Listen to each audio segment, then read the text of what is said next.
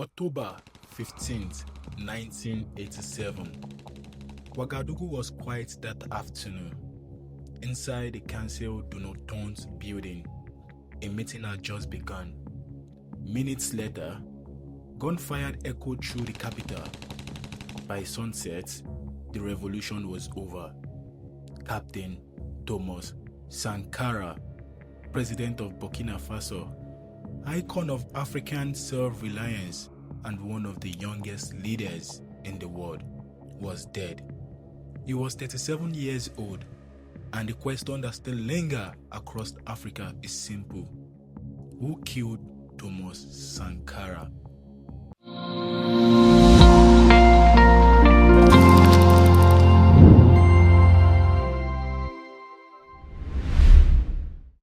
To understand his death, we must first understand his rise.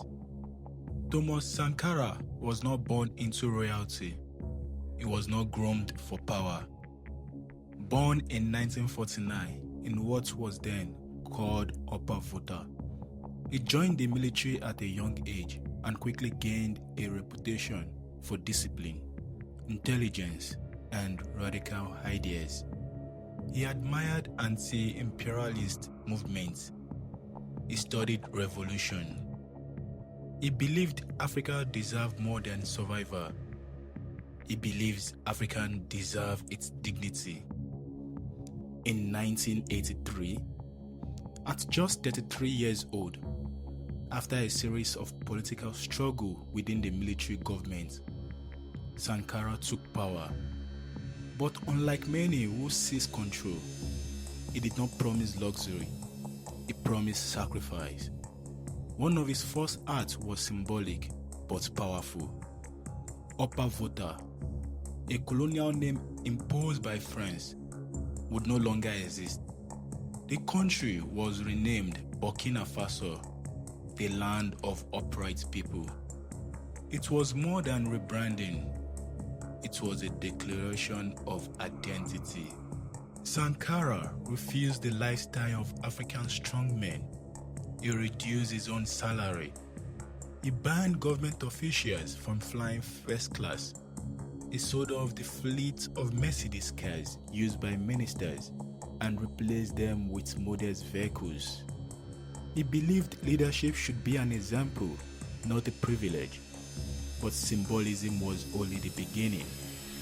In just 4 years, his government launched mass vaccination campaign that immunized millions of children.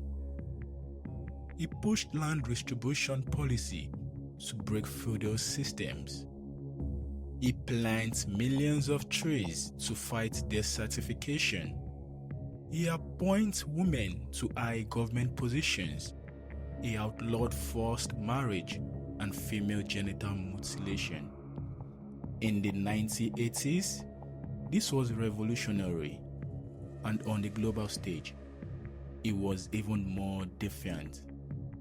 At the summit of African leaders, Sankara openly criticized foreign debt, calling it a tool of neo-colonial control. He urged African nations to refuse repayment to international financial institutions. He declared, "The one who feeds you controls you." There were not safe words during the Cold War, and they were not words powerful nations ignored. Thomas Sankara threatened modern corruption. He threatened the system. He rejected every dependence on former colonial powers. He emphasized local production over imports. He questioned the influence of France in West Africa. For some Burkinabe elites, his policies were too radical. For foreign governments, he was unpredictable.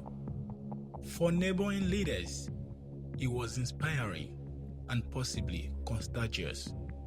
Revolutionary ideas spread, and revolutionary leaders rarely make comfortable allies. But the greatest threat did not come from Paris, it came from within. Notre pays produit suffisamment de quoi nous nourrir. Nous pouvons dépasser même notre production, malheureusement. Par manque d'organisation, nous sommes encore obligés de tendre la main pour demander des aides alimentaires. Ces aides alimentaires qui nous bloquent, qui nous inspirent, qui installent dans nos esprits cette habitude, ces réflexes de mendiant, d'assister. Among Sankara's closest allies was a man named Blaise Compaoré. They were friends, comrades, brothers in revolution. Compaoré had stood beside him during the 1983 uprising, but by 1987, tensions had grown. Some say Sankara was isolating himself politically. Others claim disagreements over foreign relations created fractures. On October 15th, during a routine meeting, armed men stormed the building. Witnesses later reported that Sankara refused to flee. He told his colleagues to stay calm. Moments later, he was shot multiple times. 12 officials died with him. By nightfall, Blaise Compaoré appeared on national radio. He announced that Sankara had betrayed the revolution. He called it a ratification, but to many, it was something else. A coup has just happened. Thomas Sankara was buried quickly. No autopsy, no public investigation, no national mourning ceremony. For 27 years, Blaise Compaoré ruled Burkina Faso. Sankara's image disappeared from official spaces. His speeches were suppressed. Discussing his assassination became politically dangerous. But history does not disappear, it waits. In 2014, mass protests erupted in Burkina Faso.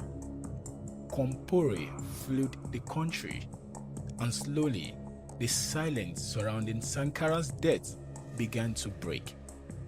In 2021, a trial convicted Compaoré in absentia for his role in the assassination.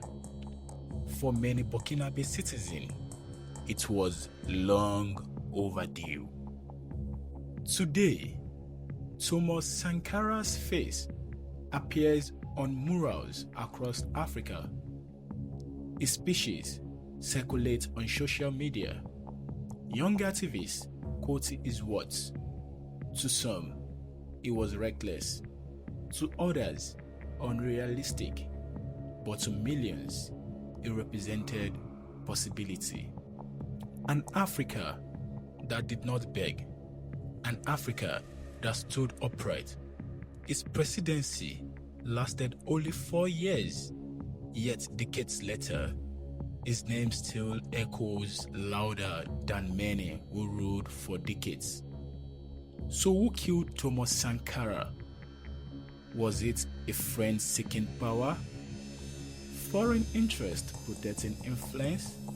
Or the unavoidable fate of radical change? Perhaps the more important question is this: what happens when a continent dares to believe it can stand on its own?